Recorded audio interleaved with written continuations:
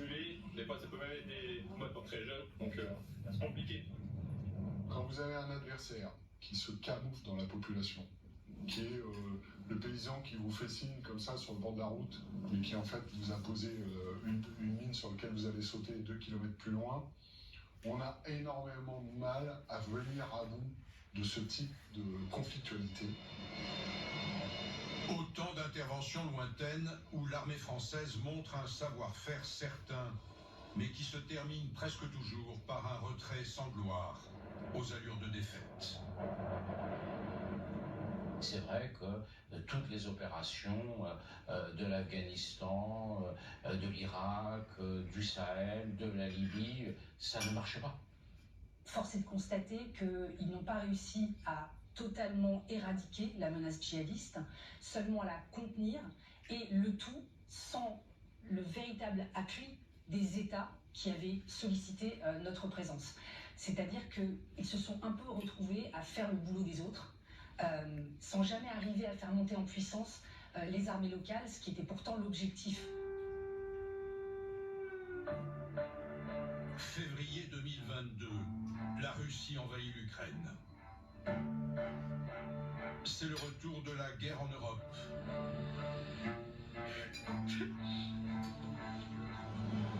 Un affrontement de haute intensité, selon la terminologie militaire.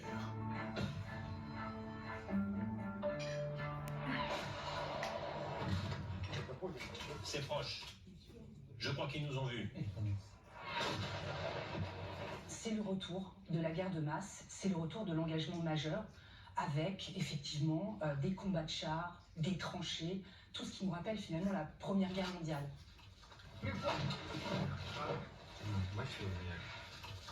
C'est une question de chance. Soit ils te touchent, soit ils te manquent. L'armée française observe ce conflit qu'elle n'avait pas prévu et se compare.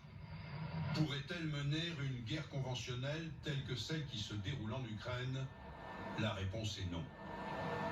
On a pris une allure extrêmement svelte sous les coupes budgétaires de ces dernières années. Donc oui, là, on a un vrai problème de masse, pas un problème de qualité. On a un modèle d'armée complet, comme on dit, j'appelle ça dans mon livre un modèle bonsaï, c'est-à-dire d'un arbre. Il y a tout d'un arbre, mais c'est petit. En 30 ans, et surtout depuis la fin de la conscription en 1997, la taille de nos forces armées a fondu comme neige au soleil. 54 ou direction bâtiment 56, toujours en soutien, voire de refus.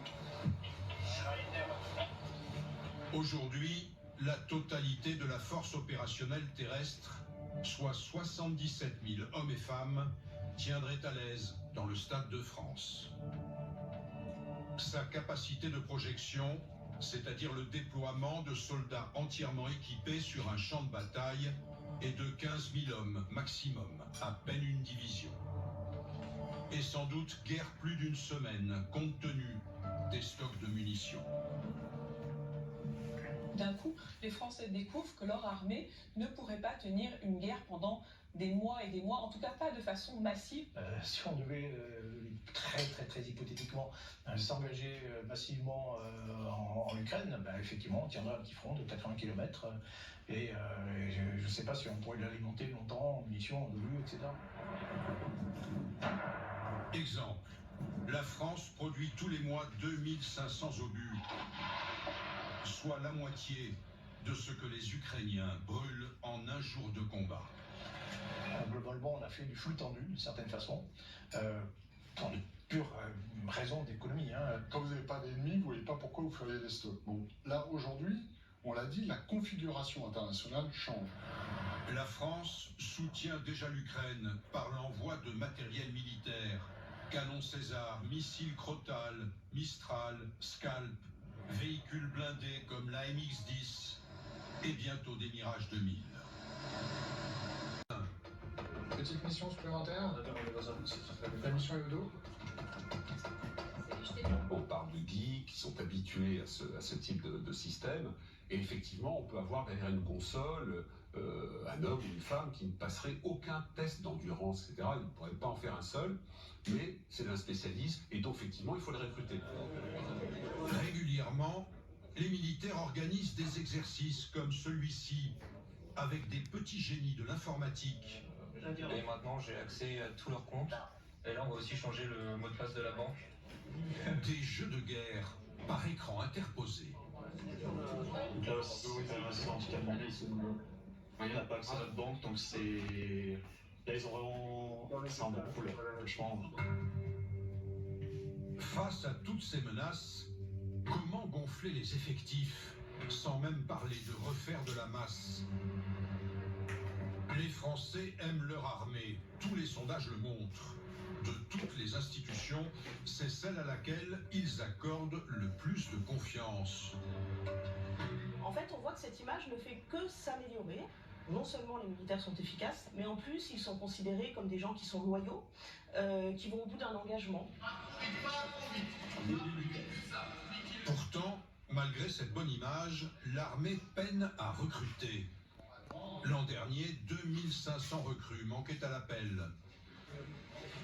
J'attendais que ce soit un peu plus facile et finalement c'est plus difficile que ce que je pensais. Donc ouais, je suis surpris. Il y a un paradoxe, on a une proportion de 40% de jeunes Français, à peu près 40-45%, qui se dit prête à envisager l'engagement sous l'uniforme. Et dans la réalité, il y a une difficulté à l'engagement. Pour susciter des vocations, l'armée n'hésite pas à faire sa pub sur les réseaux sociaux les plus prisés par les jeunes. Salut, c'est le pilote. Et le pilote, on vous emmène avec nous? Les armées peinent à recruter, mais plus encore à garder leur cadre. Les contraintes du service, l'appel du secteur privé raccourcissent les carrières. Par le passé, des sous-officiers avaient un objectif, c'était d'être des sous-officiers de carrière, de faire leur carrière. Aujourd'hui, ces gens-là sont toujours aussi engagés, mais qu'ils aspirent à autre chose. En plus, ils acquièrent des compétences qui sont rares et très appréciées. Le secteur des nouvelles technologies explosant, un certain nombre de techniques et de savoir-faire qui n'existaient qu'au sein des armées sont aujourd'hui chassés par le secteur privé et l'armée n'arrive plus à s'aligner. Alors, faut-il rétablir le service militaire? Les Français sont plutôt pour. Une génération après sa suppression par le président Chirac, les servitudes du métier de l'IDAS se sont effacées des mémoires. Je suis vraiment très opposé à l'idée de rétablir le service militaire tel qu'il existait. Je crois qu'on ne revient pas en arrière, ça correspond à une autre époque, ça correspond à d'autres besoins, ça correspond à une autre société. Remettre le service national, c'est un chantier titanesque. Voilà. En termes d'infrastructure, de budget, il faut doubler l'armée d'actifs pour pouvoir encadrer le service national. Enfin, il faut bien se rendre compte de ce que ça représente. Allez, on n'en peut pas. En 2017, pour renforcer l'esprit civique des jeunes Français, Emmanuel Macron avait voulu la création d'un service national universel, le SNU. Pas de main dans les poches, pas de bras croisés. Les mains derrière. Ce SNU devait concerner tous les élèves de seconde, être obligatoire et offrir un aperçu de la vie militaire.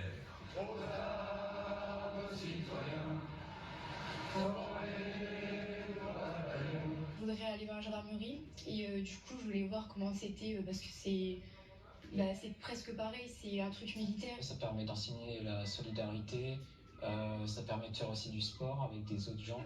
Ici, vas-y, allez encore. Ici. Après des débuts chaotiques, le SNU n'a toujours pas été généralisé. Enfin, notre réarmement civique, c'est renforcer l'unité républicaine de notre jeunesse. C'est permettre à tous les jeunes de France de faire nation. C'est le rôle même du service national universel. Je lance les travaux en vue de sa généralisation à la rentrée 2026. Ok, remplissant. On a l'impression que le groupe, vous savez, ils sont très rapprochés. En fait, il faut qu'ils soient vraiment espacés de manière à ne pas tous être blessés sur un jet de grenade. Allez, doucement. Il y a plus d'argent mis sur la table pour l'entraînement. Ça ne veut pas dire que ça n'existait pas avant, mais c'est nettement durci. Il faut que chacun sache exactement son rôle, connaisse exactement son rôle et connaisse exactement sa mission. Et ça, tout ça, ça passe par la répétition et Et forcément l'entraînement. Durcir l'entraînement, ça veut dire le rendre généralement plus long, plus physique, plus spartiate. C'est des fois plus de nuit dehors, on essaie de plus s'exercer au froid.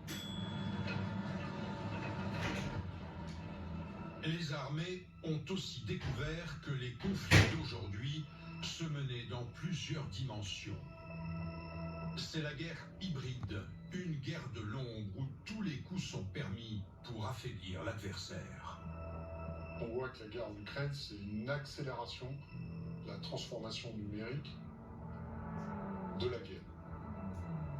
Déception, désinformation, cette guerre a déjà son lexique et ses faits d'armes, comme ces deux épisodes récents. Ces mains rouges pochées sur un monument à la mémoire des justes. Et ce alors que le conflit entre Israël et le Hamas divise la société française. Donc de façon à salir ce monument et introduire que c'est peut-être des musulmans qui l'auraient fait, etc. Ou encore ces cercueils drapés de tricolores déposés devant la Tour Eiffel et censés contenir les dépouilles de soldats français tombés en Ukraine. Dans les deux cas, effet médiatique garanti. Nous avons des opinions publiques qui sont un peu traumatisées par la multiplication des événements, des tensions. L'utilisation de la presse et des moyens médiatiques pour agir sur le conflit, c'est aussi vieux que la guerre. Mais par contre, ce qui est très nouveau, c'est l'utilisation des plateformes, des réseaux sociaux, qui fait que ça devient un outil de déstabilisation massive. Pour le compte de qui? Tous les regards se tournent vers les Russes, passés maîtres dans l'art de cette nouvelle forme d'agitprop. On n'est pas vraiment capable de l'attribuer, mais on pense quand même que c'est les Russes. Et donc ça entretient ce flou, ça entretient une forme de confusion, et c'est le but aujourd'hui recherché par la Russie, semer une forme de zizanie, d'inquiétude. On n'est pas en guerre contre la Russie, mais on est en lutte contre eux. La guerre se mène aussi dans le cyberspace, l'espace dématérialisé d'Internet, où des pirates, souvent russes ou chinois, s'attaquent à des cibles aussi bien civiles que militaires. On sait qu'en Chine, vous avez des fers la troll qui sont organisés en ordre de bataille pour aller pénétrer les systèmes informatiques européens.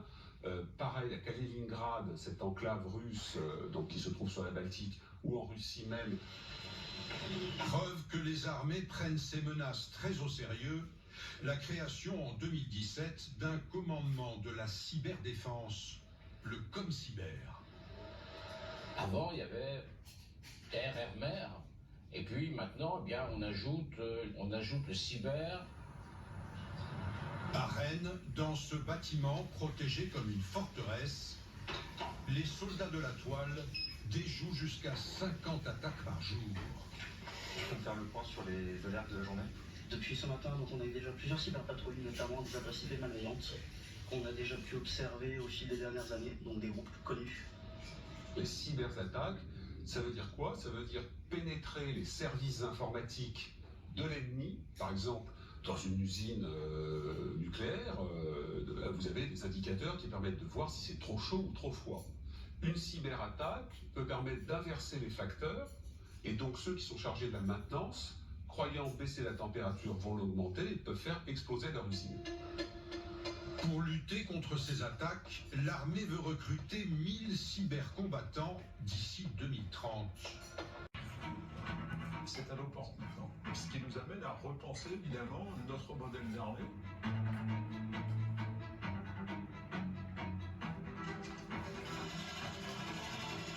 L'Ukraine, c'était un révélateur de nos faiblesses.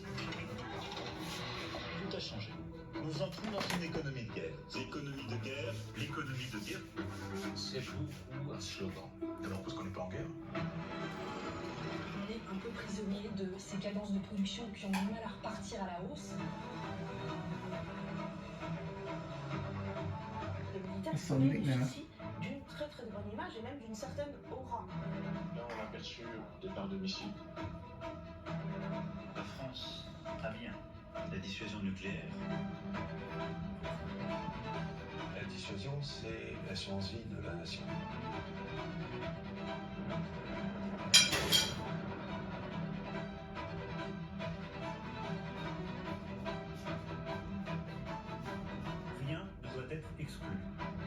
avons tout ce qu'il faut pour que la Russie ne puisse pas gagner cette guerre.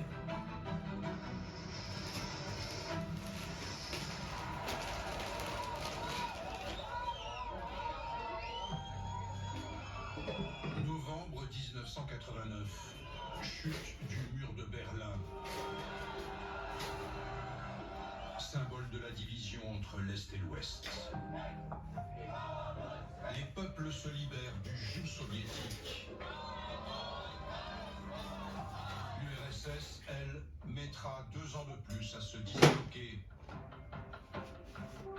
Épuisée économiquement par la course aux armements que lui avaient imposé les Américains.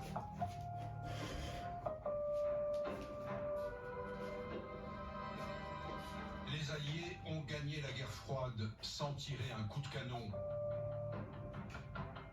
C'est la fin de l'histoire, croit-on. On s'est trouvé, je dirais, sans ennemis systémiques, après avoir eu quand même une menace à nos frontières pendant plus de 100 ans. Hein. L'armée française à la fin de la guerre froide, c'est 320 000 professionnels, militaires de carrière, 250 000 appelés du contingent. En France, Laurent Fabius, alors Premier ministre, déclare qu'il est temps de toucher les dividendes de la paix. Ces dividendes, l'armée française va les payer au prix fort. À partir de la fin de la guerre froide, et surtout les décisions de réduire nos ressources budgétaires, tout ce modèle-là, on ne l'a pas transformé radicalement, on l'a fait fondre. Donc on s'est retrouvé avec une armée à l'os, puisque l'heure n'était plus, en tout cas dans l'esprit des dirigeants, à la confrontation armée. En l'espace de 30 ans, l'armée française va voir ses ressources amputées d'un quart, ses effectifs divisés par 10, ses équipements réduits au strict minimum.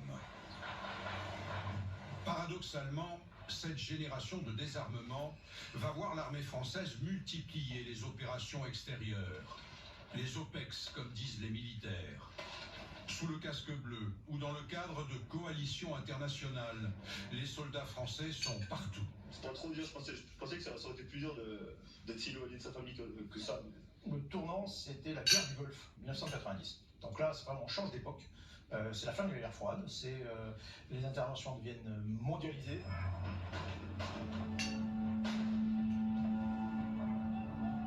Première guerre du Golfe, ex-Yougoslavie, Somalie, Rwanda, c'est le triomphe du droit d'ingérence.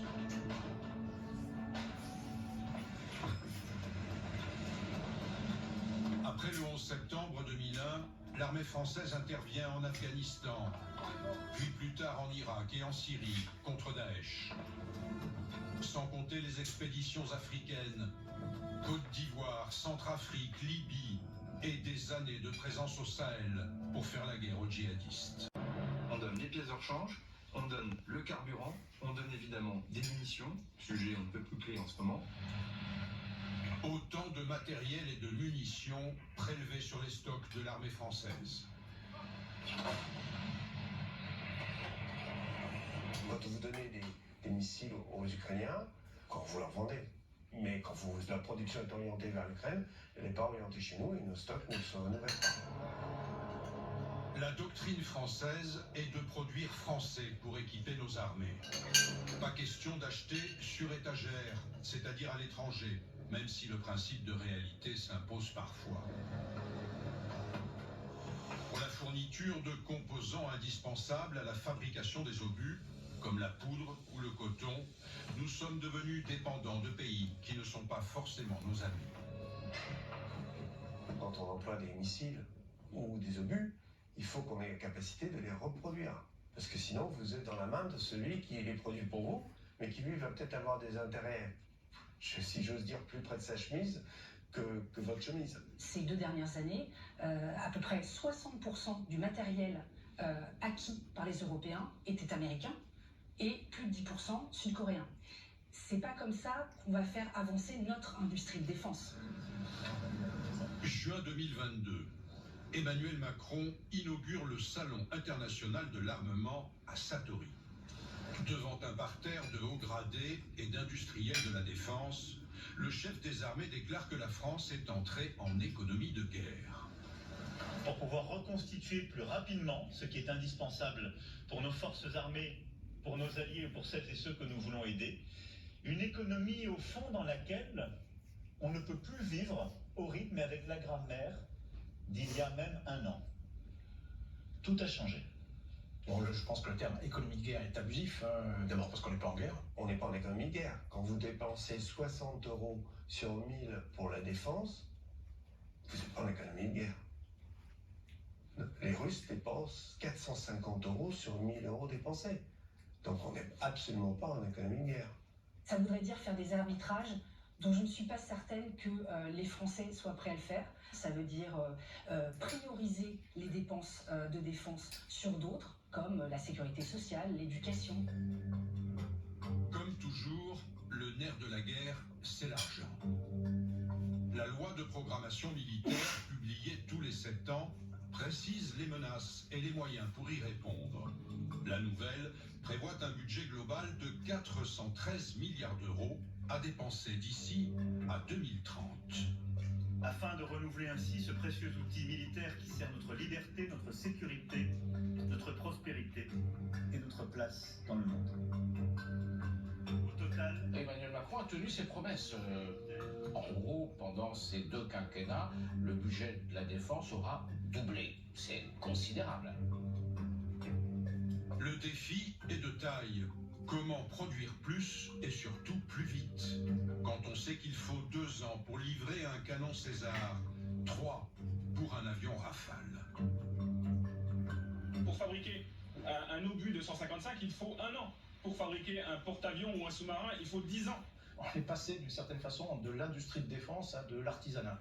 Quand on mettait 18 mois pour fabriquer un canon, c'est de l'artisanat, quoi, de l'artisanat de luxe.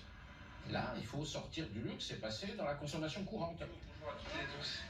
L'exécutif appelle régulièrement à la mobilisation des industriels. Au bout de 2 ans de guerre en Ukraine, avec un budget de 413 milliards d'euros pour les 6 années qui viennent, il est impensable que l'industrie de défense ne poursuive pas évidemment sa transformation. Tout est en place sur le plan administratif, c'est peut-être un des effets de cette loi de programmation militaire, c'est qu'elle a adapté la loi pour s'assurer que le jour où, s'il le fallait, on pouvait appuyer sur tous les boutons, toutes les touches du piano, pour que tout ça se mette en branle rapidement. Sont aussi celles pendant lesquelles la France s'est désindustrialisée. Des usines liées à la défense ont fermé, d'autres ont été délocalisées. On a découvert qu'en France, on ne produisait plus de poudre à canon. La poudre à canon, c'est utile si on veut avoir une artillerie. Aujourd'hui, c'est le principal problème de l'Europe. Elle peut produire des obus, elle peut produire toutes ces missions-là, mais elles sont vides. Avril 2024. Casque de chantier sur la tête, Emmanuel Macron pose la première pierre d'une usine de poudre à canon à Bergerac. Il s'agit d'une relocalisation. l'effort qu'il fournit là, il est urgent. Nous devons aller vite, fort, massifier, mais il est aussi durable. Il y a eu un vrai réveil stratégique de l'Europe à la faveur de la guerre en Ukraine, mais quand on dit il faut produire plus, plus vite, etc., on est quand même un peu prisonnier de ces cadences de production qui ont du mal à repartir à la hausse. Il faut changer de logique et dire avoir des stocks de munitions, c'est pas des actifs immobilisés, c'est une garantie de sécurité pour demain. C'est ici, dans les ateliers de Renco, que sont assemblées les charges des obus de 155, ceux du canon César. Pour faire face à la demande, l'usine a ouvert une deuxième ligne. Problème, les commandes tardent à arriver.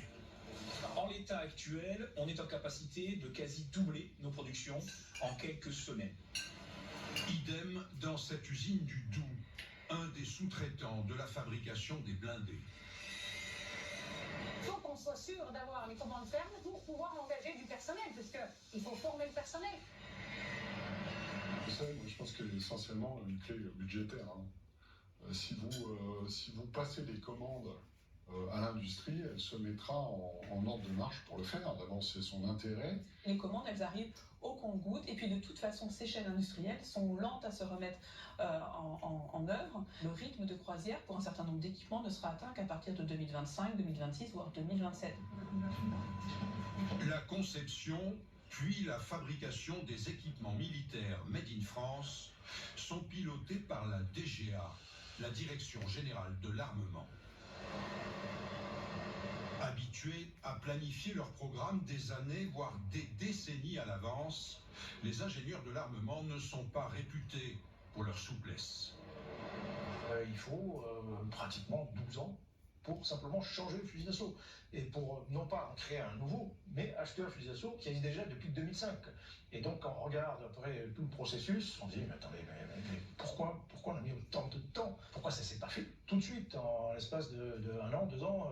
Ça, ce serait une vraie économie de guerre. Le tout, effectivement, c'est de continuer à faire ce qu'on a fait par le passé, c'est de travailler ensemble avec les états-majors et l'industrie pour accélérer. Voilà, il faut. Aujourd'hui, la vitesse, c'est l'essentiel. Sous l'impulsion du ministère des Armées, les 4000 entreprises du secteur doublent déjà les cadences.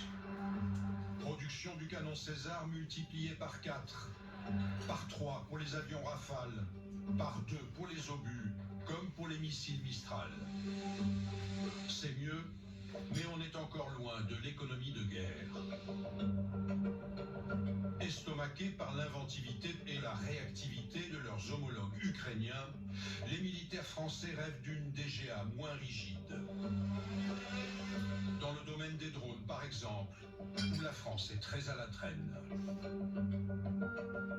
Notamment parce qu'à l'époque, on raisonnait en termes de drones dits mâles, des drones qui sont quasiment des petits avions, voire des avions. Et donc, ils considéraient qu'un avion de chasse pouvait en partie faire le travail. La guerre d'Ukraine, c'est l'emploi d'une multitude de drones beaucoup plus petits, qui sont également vulnérables, mais qui sont perdables parce qu'ils coûtent pas cher. Ces derniers mois, eh bien, 80% des destructions de chars, elles sont dues à des petits drones du commerce armés. Et ça, c'est très très innovant. Nous utilisons des drones kamikazes. Celui-ci peut voler à travers une fenêtre, une porte ou un blindage. Il explose à l'intérieur et il aura plus d'effet. C'est presque une philosophie qu'il faut qu'il faut transformer. On a un peu de mal à concevoir du low cost. L'industrie de défense française est puissante. La France est le 2e marchand d'armes au monde, après les États-Unis. J'ai dit une armée haute couture. C'est-à-dire qu'on a des équipements extrêmement performants, mais effectivement, comme ils sont extrêmement performants, ils sont très chers, donc ils sont en très petit nombre. Certains programmes ont été étalés dans le temps. Exemple, les frégates. Là, on a perçu avec les systèmes d'alerte un départ de missiles. Donc c'est pour ça qu'on est passé en niveau de vigilance renforcée pour être prêt à intercepter si jamais il venait vers nous. La France possède le 2e domaine maritime au monde. Mais pour faire flotter le drapeau sur tous les océans, la marine dispose en tout et pour tout de 8 frégates. On devait avoir 18 frégates multimissions. C'était la commande initiale. On en a eu 8. Voilà. Et puis maintenant, on passe à la séquence suivante. Ce sera des frégates plus petites, parce que moins chères, parce que l'inflation est passée par là. On emportera moins de choses à bord. En particulier, moins de missiles. Au bout du compte, à la fin du programme, on en aura moins de frégates que prévu initialement et pour un coût total plus cher. Au fil des années et des plans de réduction budgétaire, l'armée française s'est donc réduite à sa portion congrue. Mais il y a une raison. La France a bien la dissuasion nucléaire. Le temps de la dissuasion nucléaire n'est pas dépassé. La dissuasion reste pour la France un impératif absolu. Depuis le début des années 60, la France fait partie du club très fermé des pays dotés, c'est-à-dire détenteurs de l'arme nucléaire. Ici, on est devant 3 étages assemblés qui forment une partie du missile. Le propre de la dissuasion, c'est de ne pas servir. Nos ennemis potentiels sont supposés être convaincus d'une riposte de notre part. Une riposte qui entraînerait des destructions telles qu'elles annuleraient tout bénéfice d'une attaque contre nos intérêts vitaux. Depuis les années 80, on a réduit un peu le volume de cette force nucléaire, mais on l'a quand même maintenu à un très haut niveau, avec de très bonnes capacités. Garante de la sécurité de la France comme de son indépendance, Cette arme fatale est constamment opérationnelle. La première composante de la force de frappe atomique est aérienne, des missiles sous les ailes d'avions Rafale. C'est une composante aussi de gesticulation, on dit ça dans le monde nucléaire. C'est-à-dire que le président, aujourd'hui, peut décider de faire décoller, il s'agit de Rafale aujourd'hui. C'est le premier niveau de la dissuasion nucléaire, c'est ce qu'on appelle l'ultime avertissement. C'est le dernier signal donné avant l'apocalypse. Les 4 cavaliers de l'Apocalypse sont basés ici, à l'île Longue, en Bretagne. Ce sont les SNLE, les sous-marins nucléaires lanceurs d'engins. Ils se relaient pour patrouiller en permanence sous tous les océans.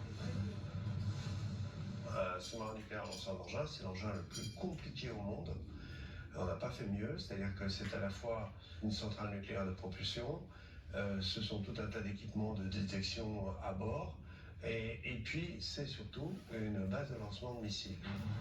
Indétectables, ils emportent, outre 110 marins, 16 missiles, chacun chargé de plusieurs têtes nucléaires. Avec une portée supérieure à 6000 km qui va nous permettre d'atteindre différents objectifs juste avec le départ d'un seul missile. Réception d'un message flash réservé commandant. Chaque semaine, on a un exercice de dissuasion nucléaire et on reçoit l'ordre de tirer. Un ordre fictif, bien sûr. On reçoit le message et on le partage avec le commandant du sous-marin. On va chacun le décoder dans son coin et chacun doit rentrer le bon code au bon moment dans la séquence de tir pour que ça parte. En cas de conflit, seul le président de la République pourrait donner l'ordre de déclencher la foudre.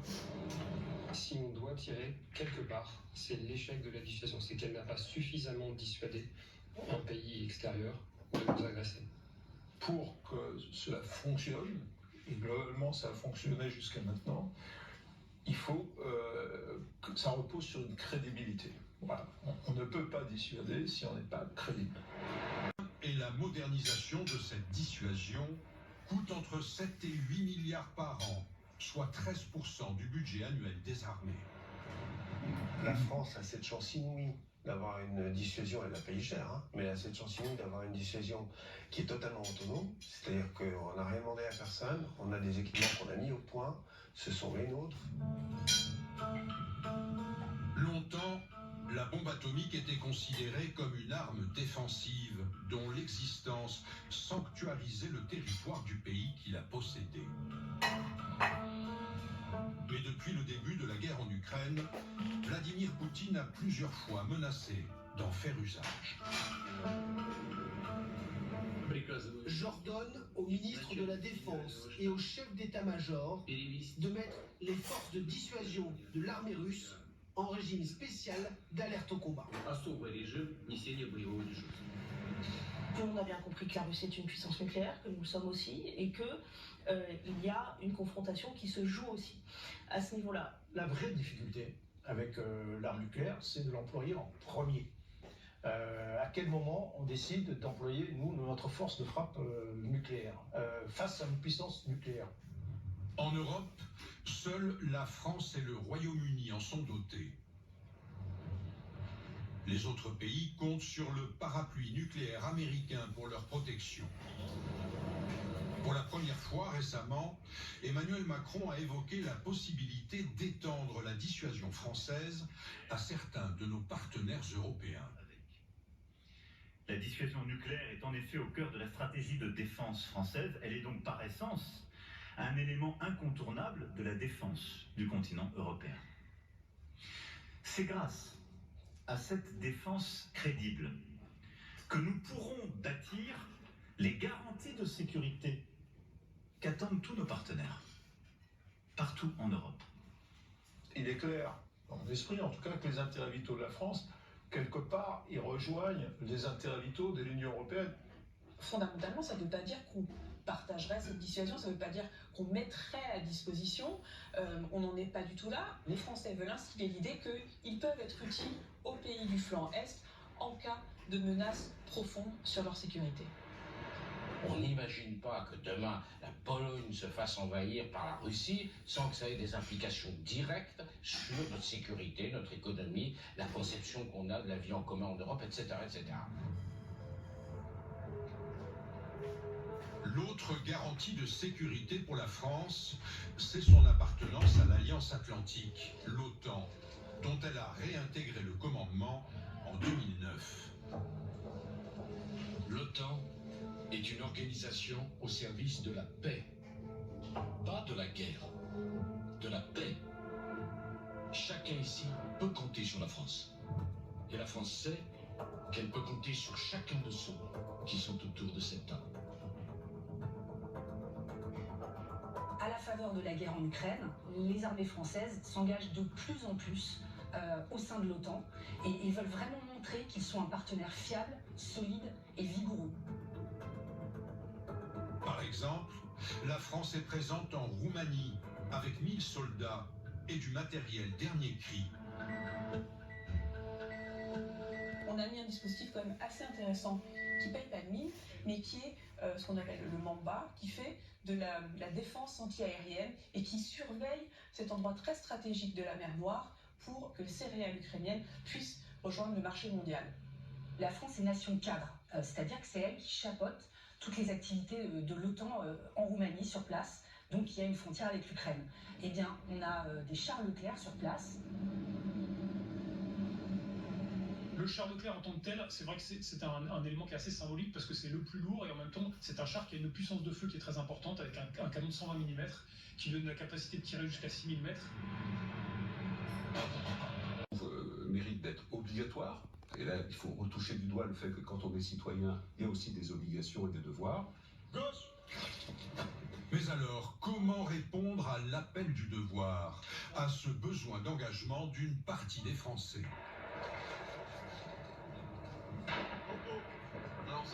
Un jeune ou un moins jeune qui vient frapper à la porte d'un bureau militaire en disant « je veux participer à la défense militaire de mon pays », on doit lui dire « on va te trouver quelque chose à faire ». Qu'est-ce qu'on fait?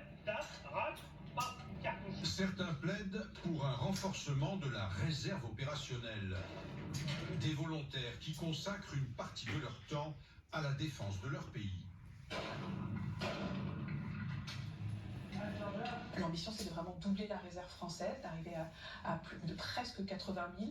C'est considéré par beaucoup de spécialistes comme totalement irréalisable. Pour passer à 80 000, ça suppose qu'il y ait des entreprises pour qui ce soit possible de fonctionner avec des salariés et des employés qui sont réservistes. Il faut effectivement avancer dans ce domaine parce que tant qu'on n'aura pas levé ce genre d'hypothèque, eh ben, on aura une réserve qui risque un petit peu de stagner. Pour qu'elle réussisse pleinement, il faudrait une exposition, une publicité, mais de façon extrêmement prégnante. Il faudrait aussi que le président Macron accueille tous les ans les réservistes opérationnels les plus méritants. Ensuite, je vous donne vos secteurs respectifs. En avant. L'illusion d'une paix universelle par la grâce des échanges commerciaux et du droit international s'est depuis longtemps dissipée. L'Ukraine, le Proche-Orient, le Pacifique. Partout s'affirment des puissances militaires hostiles à l'Occident. On a un pied dans la guerre en Ukraine, et on l'a de plus en plus. Dans les années qui viennent, on va souffrir. Peut-être directement, peut-être avec une troisième guerre mondiale, peut-être avec des événements plus indirects, plus hybrides. Qu'il faut s'attendre maintenant à mettre de l'argent, des hommes, une énergie mentale dans le fait qu'on a quelque chose ensemble à défendre.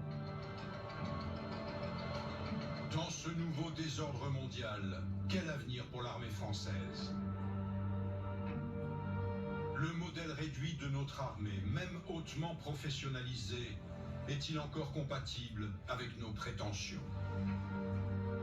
On a certainement les moyens de nos prétentions pour autant qu'elles restent modestes. Qu'est-ce qui est le plus important pour nous ? Tahiti ou Varsovie ? Je pense que c'est Varsovie. On pourrait presque ajouter aujourd'hui, est-ce que c'est Nouméa ou Odessa? Mais je pense que c'est Odessa.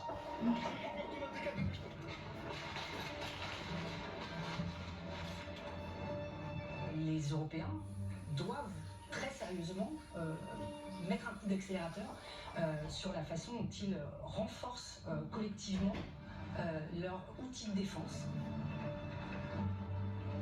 La France ne peut plus aller seule à la guerre. Là, il faudra vraiment travailler en groupe. Et ça, c'est un réel nouvel apprentissage pour l'armée française.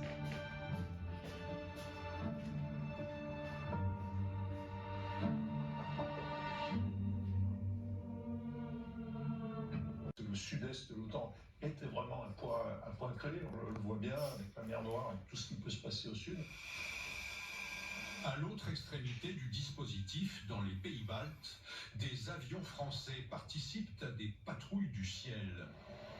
Objectif, contenir les ambitions russes. Notre mission comme pilote, c'est d'être aux alertes 24 heures sur 24, 7 jours sur 7, prêt à décoller pour identifier et intercepter au besoin tout appareil qui soit construit des BDL. On sait que ces missions sont quotidiennes, que la plupart d'entre elles se font depuis la France, donc les avions décollent le matin, vont sur le flanc est et reviennent. Globalement 2 créneaux par jour, au départ de Mont-de-Marsan, retour à Mont-de-Marsan, et clairement, on explique que cet espace aérien n'est pas contestable. Clairement, on est chez nous. Les pilotes ne parleraient pas de se frotter, mais en tout cas, oui, ça se toise, ça se nargue. Ça nous est arrivé de raccompagner des avions russes qui s'étaient plus ou moins égarés de manière volontaire. Ils ne l'ont pas caché, le régime de Moscou ne le cache pas, de réviser aussi les frontières des pays baltes et pourquoi pas de la Pologne. Donc il faut prendre très au sérieux cette menace et de se dire que nous, on doit prendre notre part de cette sécurité parce que finalement, derrière, c'est notre sécurité à nous. Même lointain, le bruit de la guerre fait désormais partie de notre quotidien. Malgré l'aide massive de leurs alliés occidentaux, les Ukrainiens peinent à contenir les poussées russes. C'est dans ce contexte que le chef de l'État, chef des armées, a évoqué la possibilité de franchir un pas supplémentaire dans notre soutien à l'Ukraine. Il n'y a pas de consensus aujourd'hui pour envoyer de manière officielle, assumée et endosser des troupes au sol, mais en dynamique, rien ne doit être exclu. Nous ferons tout ce qu'il faut pour que la Russie ne puisse pas gagner cette guerre. L'armée française forme déjà des soldats ukrainiens en France et en Pologne. Je raconte à la radio, ok? Il me rappelle qu'il est en place, je lui ordonne d'ouvrir le feu.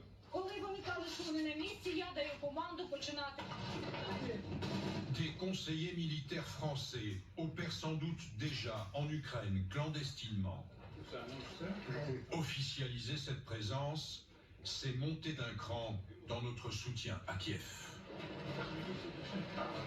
Je pense que le président Macron a surtout voulu envoyer plusieurs messages. Aux Ukrainiens, on dit nous sommes avec vous et nous sommes prêts à aller jusque-là.